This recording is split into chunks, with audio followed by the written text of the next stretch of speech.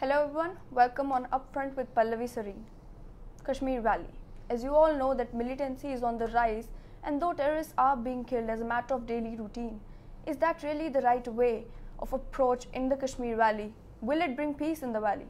To talk about these questions and many more, I have with me the person who has served as the DGP of Jammu and Kashmir for 5 long years, Mr. Kuldeep Khoda. Mr. Khoda, welcome for our show. So, it was rumored that you were to be advisor to governor instead of Krishnan Vijay Kumar. Is there any basis to these rumors?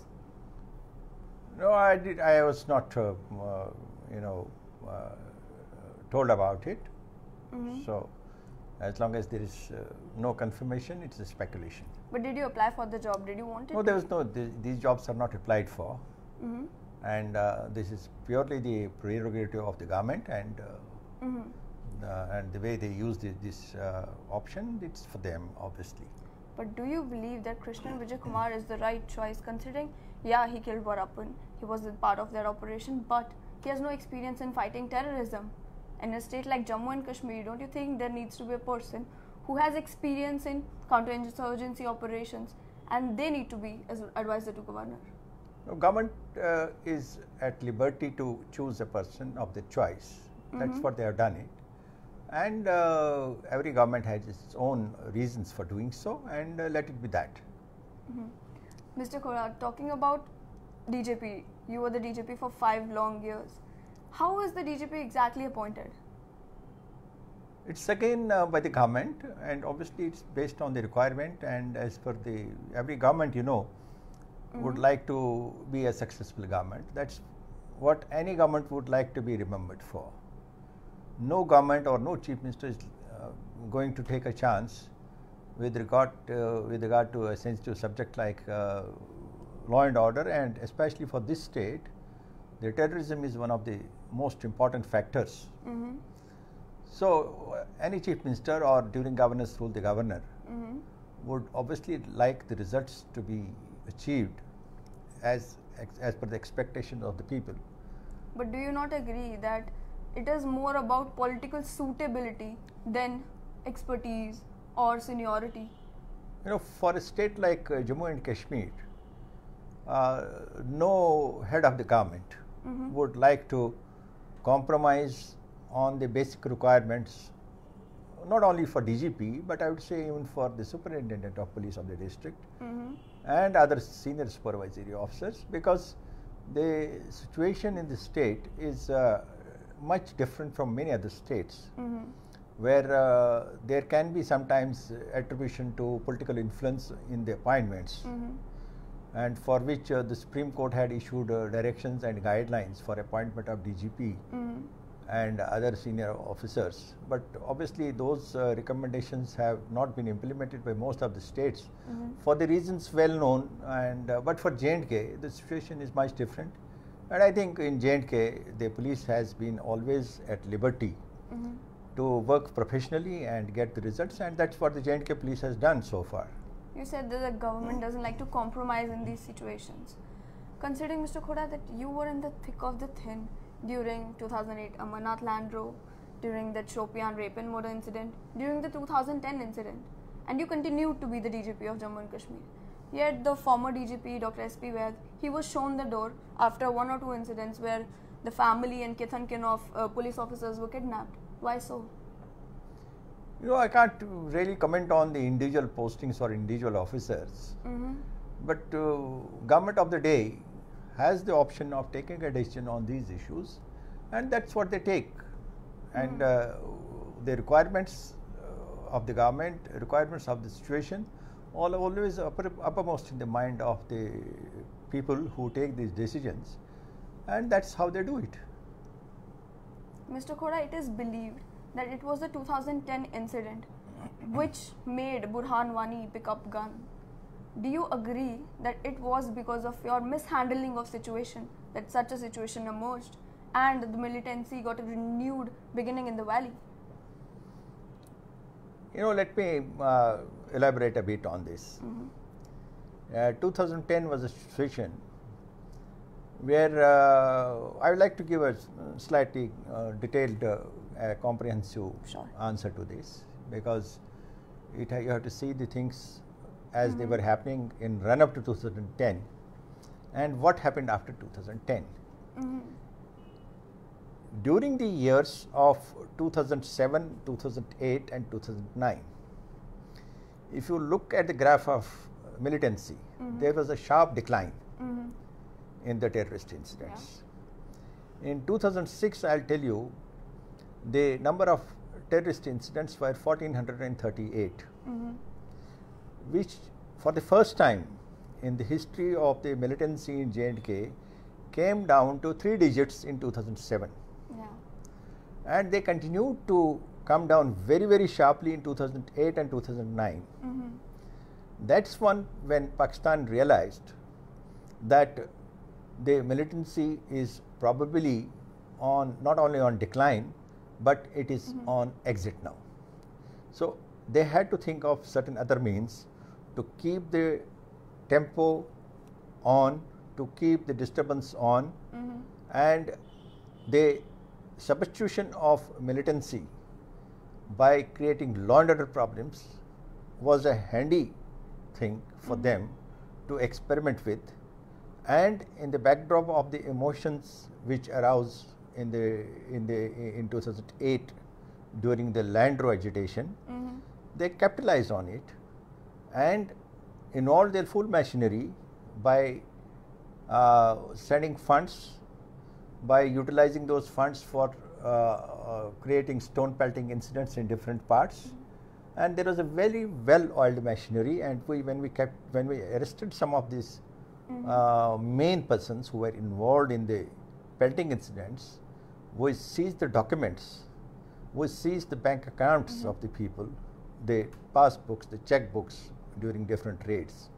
I'll tell you a typical example of that is that during one of the raids in Rajbagh, we recovered the checkbooks and the money was coming regularly. And when we interrogated these boys, they told us that each of these groups had been given a specific area, and in each area they would start pelting at one place till the time other youth who were not part of that payment would join in the backdrop of the charges. Is using force the way out? No, let me complete the answer to the first question about, you asked about Burhan Wani and whether that was 2010 was responsible for that. So obviously when the disturbance would pick up, they would move to other areas. Likewise, the entire tempo was kept on as far as law and order and disturbances and the pelting incidents were concerned throughout the valley, which unfortunately resulted in deaths also during maintenance of law and order.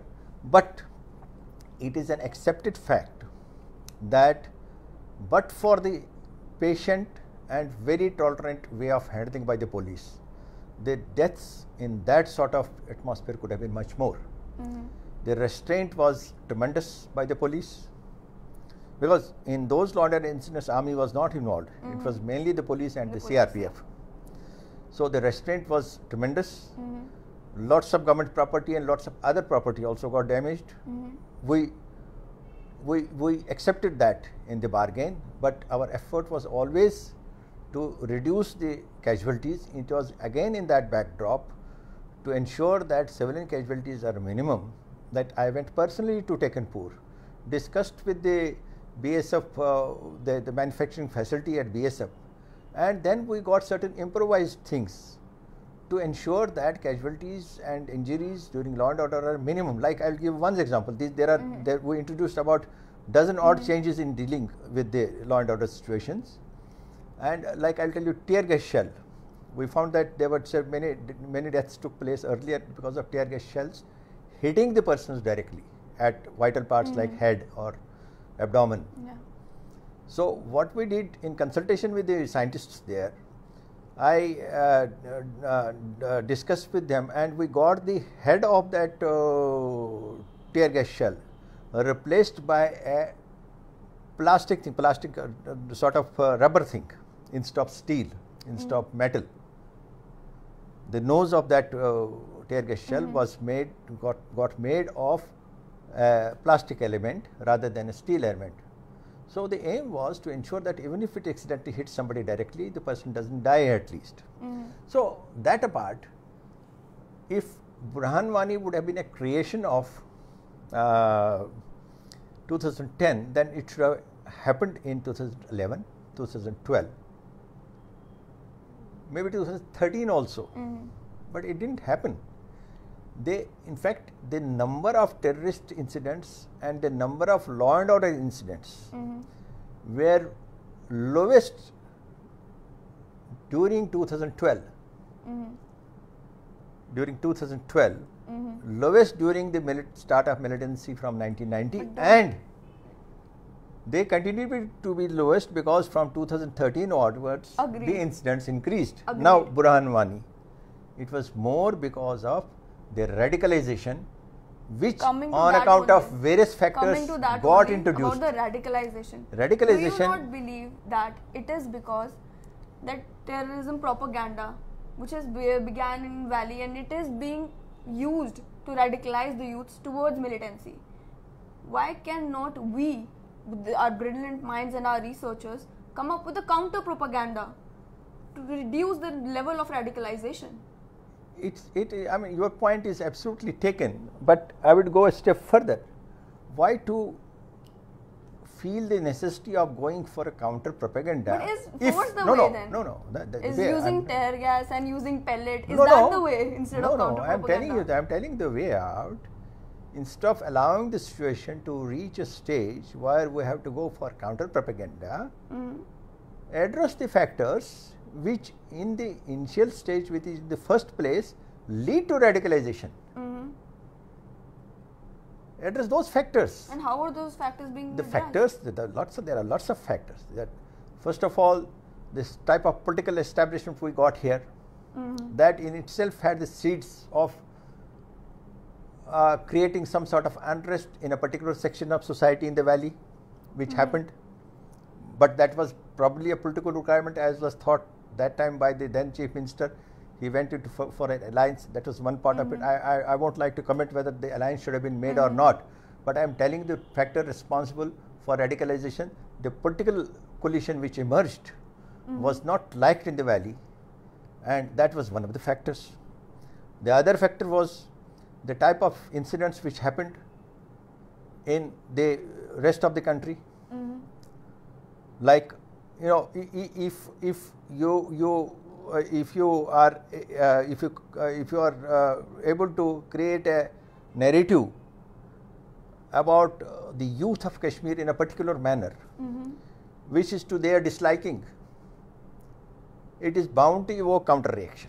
That is the counter reaction which has emerged in response to lots of statements, even from the mainstream political leaders and from other leaders, non-political people also, from the rest of the country. One, the incidents which happened in the rest of the country, like lynching, and not that lynching has taken place for the first time, lynching has been taking place in the past, but that has not evoked the type of reaction in Valley because of the overall situation prevailing in the country those times. But this time, because of the surcharged atmosphere in the valley, every incident of lynching or death would be looked upon with lots of reasons, and certain reasons were in fact invented and attributed also. It's not that the reasons were entirely based on facts, but when you have a situation where reasons can be attributed, you have to be extra cautious. You know, in these things, perception matters a lot. It's not only the happening, the reason behind the happening, the perception. These factors, when you look at things that are happening in the valley right now. No, let me complete what led to radicalization. These are three factors I mentioned. Fourth factor from our side was the evening television debates on the national media. That is why I mentioned that there should be a counter propaganda. All these things No, that I no, saying what sort of is the kind of image that media is propagating to the youth of Kashmir. Yes, why shouldn't it be a positive image then? That is what I was talking about. Absolutely, I will tell you what sort of debates used to happen. That you would start alleging, whether the allegation was true or not. The idea is to reform the youth, not to push him in a direction whereby he retorts back and he hits you back by getting more radicalized. So instead of dubbing every person as an anti-national or giving a perception that Valley is full of those people who are bound to help the terrorists, who are obliged to help the terrorists, who are anti-nationals, who are anti-Indians, it's bound to evoke reaction. That's from our side. Then this suited Pakistan also, because they want radicalization, because radicalization would lead to more recruitment of fresh cadres into the militant ranks, and they in turn, the Pakistan in turn, was pumping in the money, the funds to radicalize the youth. Now, what Pakistan desired and what they had been trying over the last 2 decades by sending the funds and other things was being helped unwittingly by the people from our side also. So, the Pakistan's mechanizations were being directly aided by our wrongly addressing the radicalization problem in Kashmir. Probably some people in the rest of the country thought that by launching a verbal attack on the people of youth of Kashmir especially, they will come under pressure and they will shun the ways of militancy or law and order. But it worked in the opposite way. But it boomeranged. It works in the opposite direction. So external factors from Pakistan, internal factors from within the country created then the political establishment which emerged in 2014, especially in J&K, all these factors helped the radicalization, and Burhan Wani was born then. Not physically, but the idea of radicalization, ideology got born then, which finally culminated in increasing the recruitment, increasing the radicalization, and till he died in 2016. After that, more youth started, and if you look at last year, 2018, the number of youth who joined militancy is nearly about 200 local youths. And when you say that about 257 militants were killed, and they got replaced by fresh 200 local boys and about 100 odd infiltrators also, where are you going to? You are going in a direction which is leading to Mr. increase in the terrorist ranks. Yeah, Mr. Khoda, as you see that militants do get killed in the valley on a regular basis, but a huge crowd of people join together in their funerals. You see even their comrades showing up and firing bullets in the air as a support to their died comrade. So wouldn't that lead to more radicalization as well? And where is the police in this situation? How can we control that kind of situation? How can we control that much crowd which are joining in for a militant's funeral? No, I agree. Because of the radicalization, this sort of phenomena has been on the rise. The number of people who turn up at the funerals has been increasing. It's in thousands. But this is not the first time this is happening. This problem was there earlier also. But it has to be addressed sometime, no? Yes, yeah, obviously it was. That's why I'm telling you. It was there earlier also, though in lesser numbers. That time the SOP which was laid down and which was getting implemented very successfully on ground was that there was the coordination between the army, the police and the paramilitary forces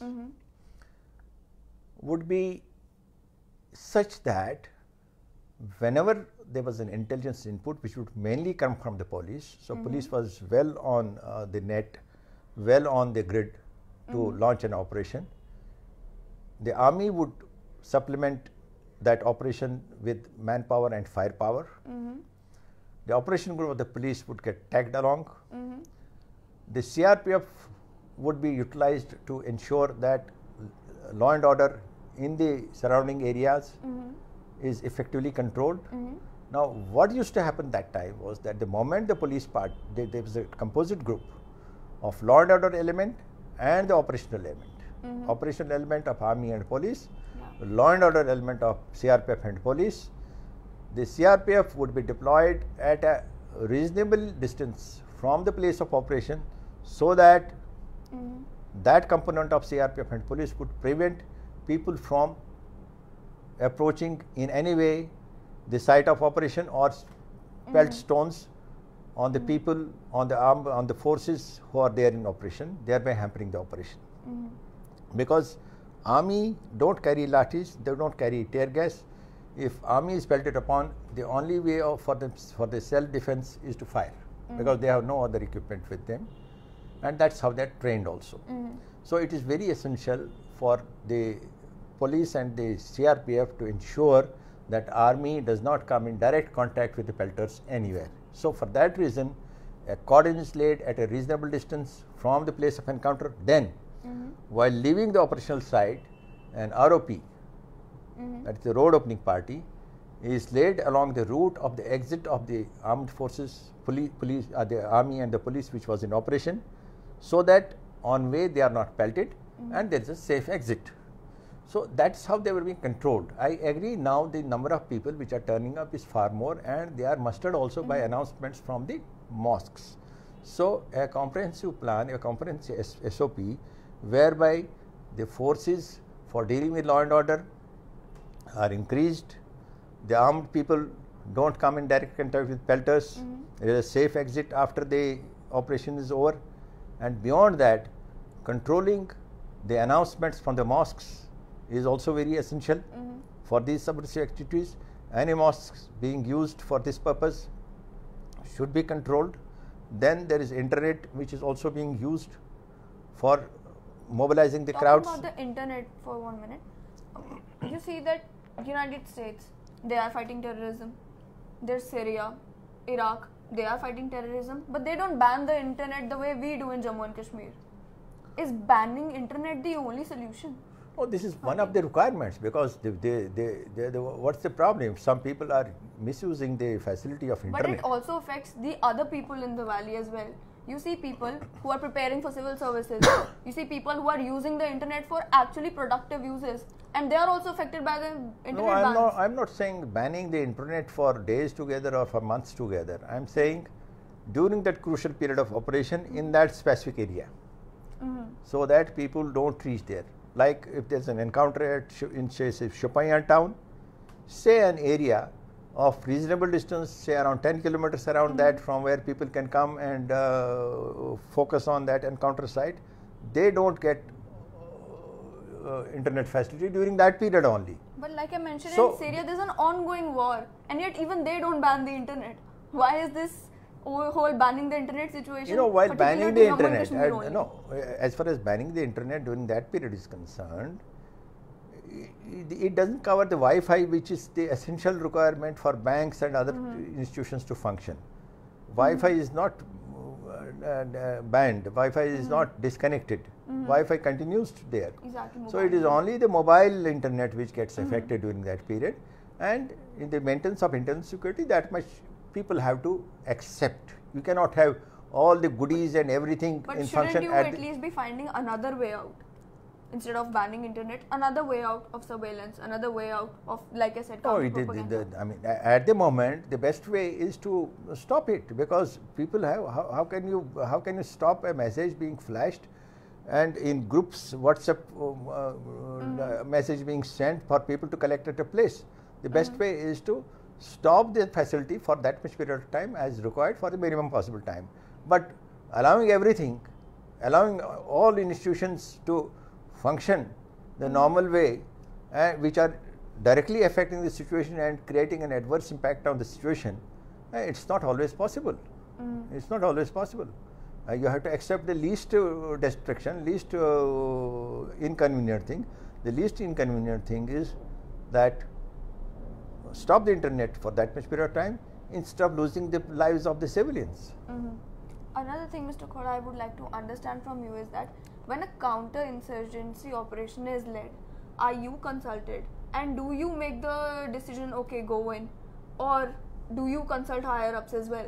Do you consult the politicians or anything?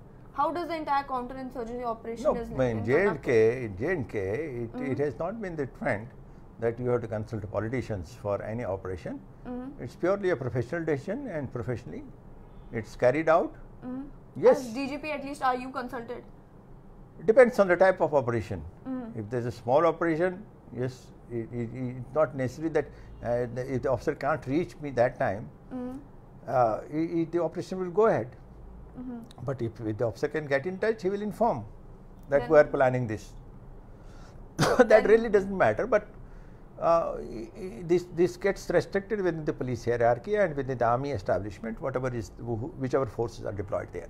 Then another question that comes in my mind is that as DGP of Jammu and Kashmir, did you feel more powerful than the Chief Minister itself? Because Mehbooba Mufti said that she didn't know when Burhan Wani was killed or the operation was being led. So did you at times feel that you had the power to make those decisions in which even the Chief Minister wasn't consulted? It's not a question of decision. It's your professional work which you have to carry on. Where is the question of feeling superior or inferior? Everybody has, even a clerk has his own sphere of working. A chief secretary has sphere of working. Administrative secretary has his own work. A bank official has his own work. But a decision with many consequences. No, this is a operational decision, and this has to go ahead. And of course, later on, after the situation emerges, you keep your home minister informed about it, depending upon the type of, if it's really worth it. If it is a small thing, normally that gets reported in the normal course. But if it's a bigger operation, you inform on the phone that this thing happened. And I have not seen anybody. I have worked with so many chief ministers. I have worked with the government in governor's rule also. I didn't find any influence from any political establishment in operational work. All right. Another thing was that you were the Chief Vigilance Commissioner as well, right? And during your tenure, there were no big officials who were penalized. So what was your contribution to the vigilance organization? You know, the role and working of the Vigilance Commission, the J&K State Vigilance Commission, is governed by the J&K State Vigilance Commission Act. The J&K State Vigilance Commission Act enshrines upon the commission to supervise the working of the vigilance organization, now which has been now renamed as Anti-Corruption Bureau. As Anti-Corruption Bureau. Now, in that, the operational work is not of the Vigilance Commission. It is only the investigation of the cases. Once it is launched, it is supervised. The Anti-Corruption Bureau is free to register the cases of its own, free to initiate inquiries, and it is the supervision of those inquiries and the cases which is there. And the Vigilance Commission is also enshrined not to pass any directions which have direct consequence on the bearing regarding the outcome of the case is concerned, not direct in a particular manner. That is, not to give any direction that this is to be proved or this is not to be proved. In that sphere, the Anti-Corruption Bureau is independent as far as investigation. The Vigilance Commission does not have any investigative powers also, it has only inquiry powers. Now, there are certain things which are laid down in the Act, that is, that the departments in inquiries are supposed to give the records, they are supposed to adhere to certain directions as far as strengthening the vigilance in departments is concerned, or suggest measures to departments which will bring in institutional reforms to curb the menace of corruption. But this entire positive in the Act gets neutralized to a large extent by the fact that there is no mention in the Act that if some department does not cooperate, there is no penalization. The commission has no powers to penalize any department. Would you say that the Anti-Corruption Bureau now is a toothless tiger?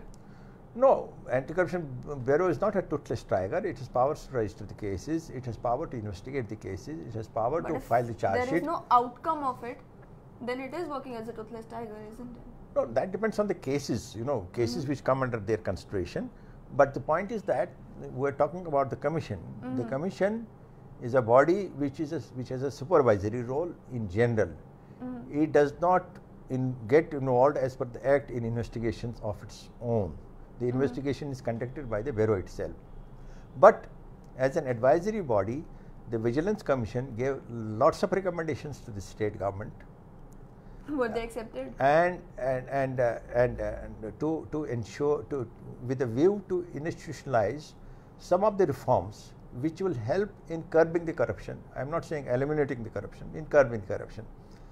Like I will tell you few recommendations which could be implemented easily, in the sense that they were low cost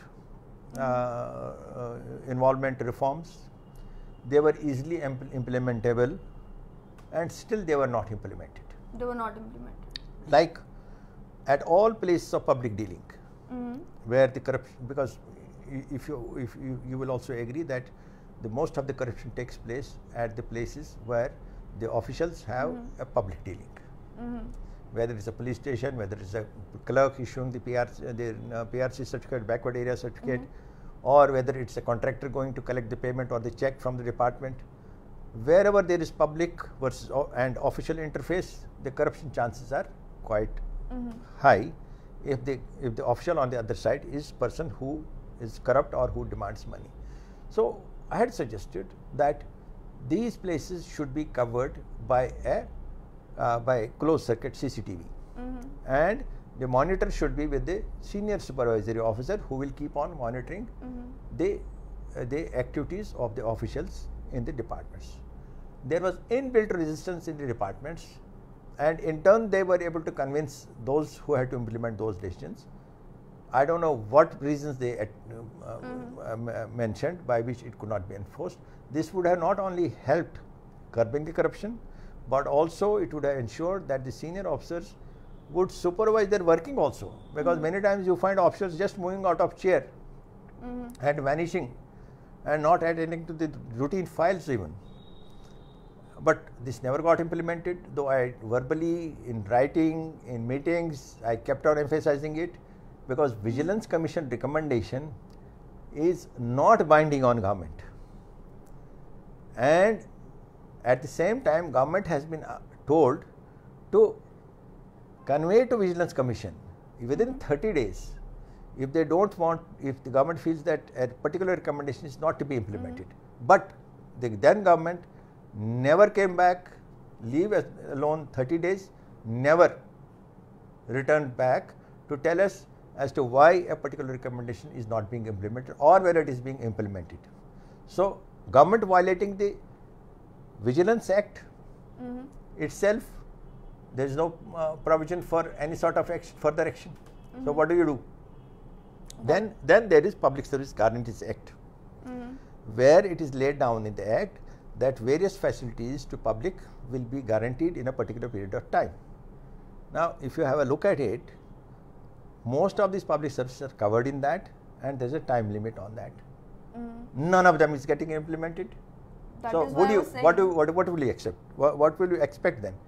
The only expectation, if these Vigilance Commission Acts and the Public Service Guarantees Act are violated with impunity, you can only expect increase in corruption, not decrease in corruption.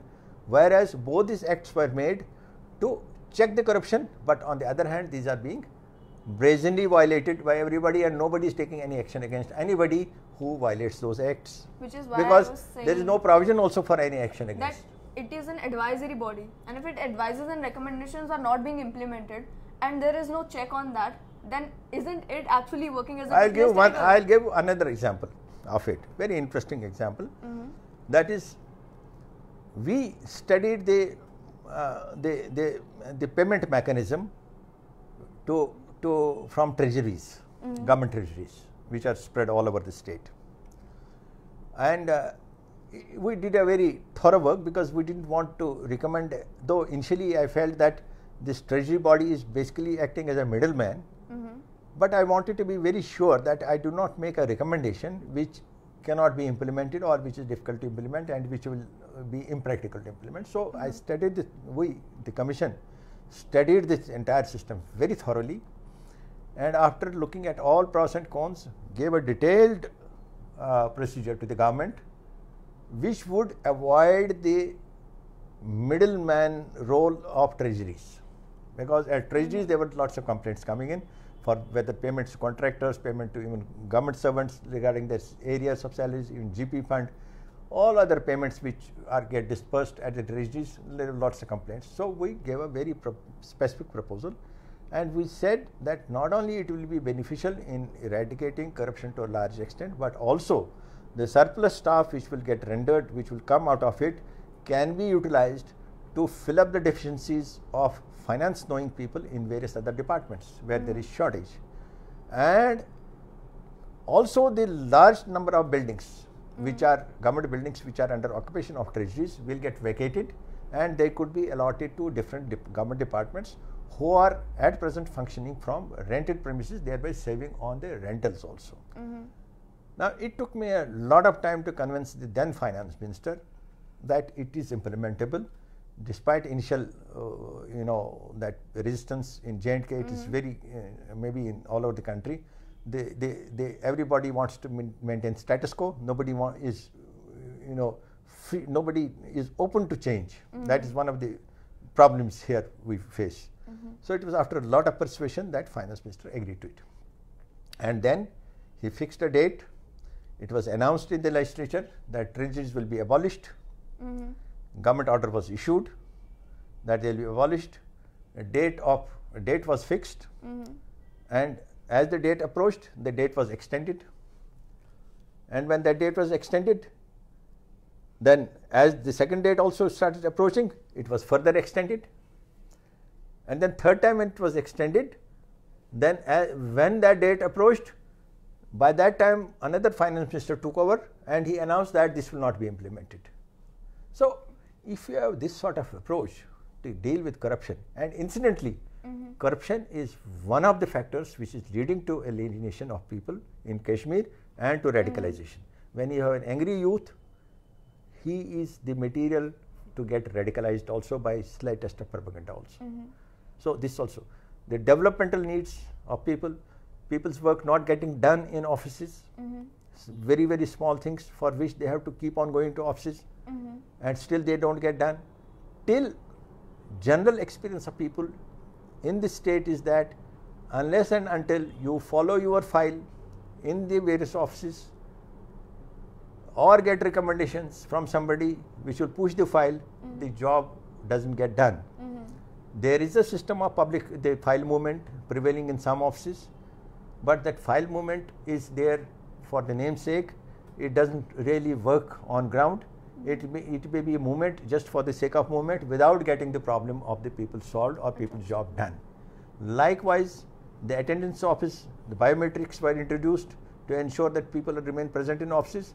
That has been given go by. None of them in most of the offices is non-functional now, and the reports which are given about attendance based on biometrics none of them is based, most of them in fact at least, are not based on facts. People are still now they have given a go by to these biometrics, and the old culture of attending the offices in a very irregular manner, that is prevalent. The file doesn't get moved, people's jobs are not being done regularly, and for small things they have to go seek recommendations. And in this state of affairs, what do you expect the youth to respond with? And first of all, it leads to anger, it leads to frustration, and because of the situation in Kashmir, it leads to alienation, radicalization, recruitment to cadres. So if the government leaves the entire job to army and police, they can only reduce the levels of militancy, which they have been doing very well. The top commanders are getting killed. Last year, record number of terrorists were killed. But you have other factors which are contributing to the situation in a negative manner. And more youth are joining. And the net result has been that since last 6 years, they were on the downturn. The number of incidents are increasing every year. The number of terrorists present are increasing every year. The number of security force casualties and police are increasing every year. The number of terrorists killed are getting increased every year. What are we up to? Whatever you getting in the process. What is the way out? Way out is that address the factors which are leading to radicalization, alienation of people, which is mainly for which other wings of the government than the army and the police have to gear up. The administration has to be made people friendly. Their job should be done. The developmental needs should be introduced. The Public Service Guarantees Act should be implemented in letter and spirit. People's job should be done. They should not have to move after they file in Secretariat and other offices. The CCTVs have to be introduced. The treasuries have to be abolished. There are host of reforms. There are large number of reforms which can be introduced, which can address the people's, let them see the light of the day. That yes, the government, the establishment is responsive to their requirements, to their needs, their basic needs. And the police and the army will do their job. They have been doing their job very well, I must tell you. The police has been one of the departments which has given a very, very effective response to the situations. But they cannot resolve the Kashmir problem. They can only bring down the levels of militancy. They can address the militancy. But please address those parameters which are leading to militancy in Kashmir. Now, there is a difference between you. Many times I am asked a question that these problems are there in other states also, maybe Bihar, UP, Odisha. Why people are not become terrorists there? Because there, the youth, angry youth, their options are very limited. Their options are Rasta roko, rail roko, lathi chalao, that's all. But in Kashmir, you have a different situation. The gun is available. So the angry youth who cannot control his emotions takes to gun. But again, talking about the gun is available. The gun is available through Pakistan. Absolutely. Pakistan imports its guns from China. Considering that India has a very good foreign policy, why can't we stop people stop other countries from selling gun to Pakistan? No, does India have a strong foreign policy? I'm not sure about that. Let me not comment on that, but because I'm not sure about that. Do we have a very strong foreign policy as far as China is concerned? I don't know. But China, of course, would not like to get involved as far as my knowledge is concerned in this. It's a business between India and Pakistan. So that's why, let me mention it very clearly, that there is an emergent and urgent need of having a very comprehensive policy on Kashmir, and there is urgent need of having a very comprehensive policy on dealing with Pakistan also.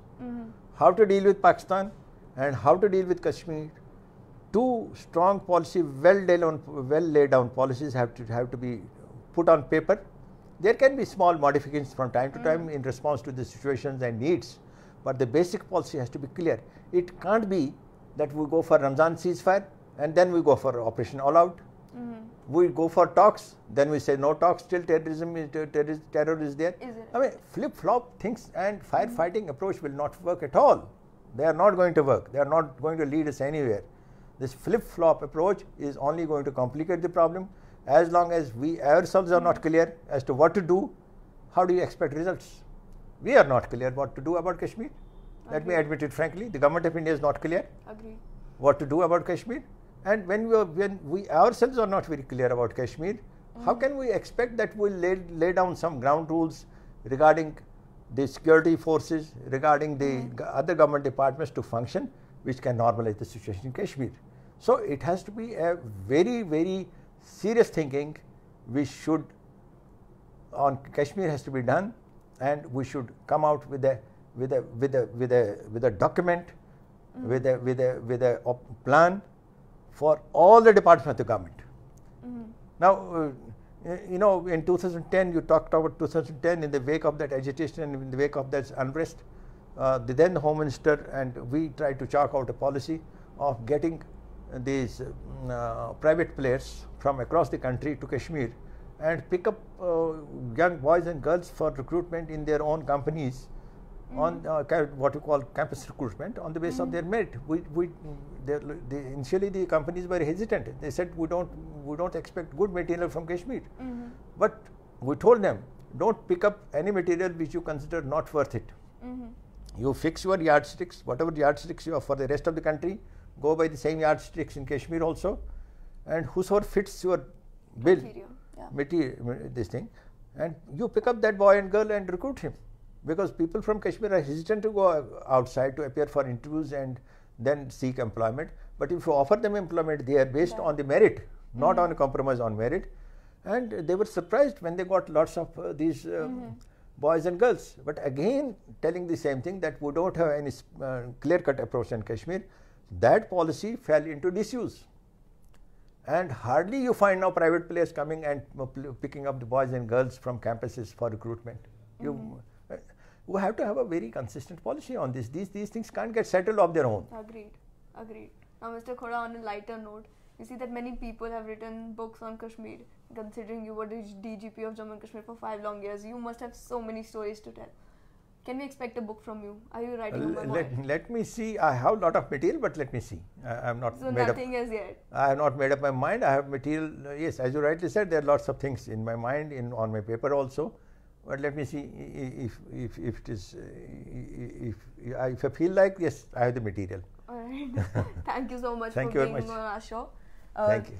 This was DGP Kuldeep Khoda talking about Kashmir and mentioning that a strong policy on Kashmir needs to be there. There are some factors that need to be addressed, and we need to do something about the youth of Kashmir. This was Pallavi Siri on Upfront, signing off.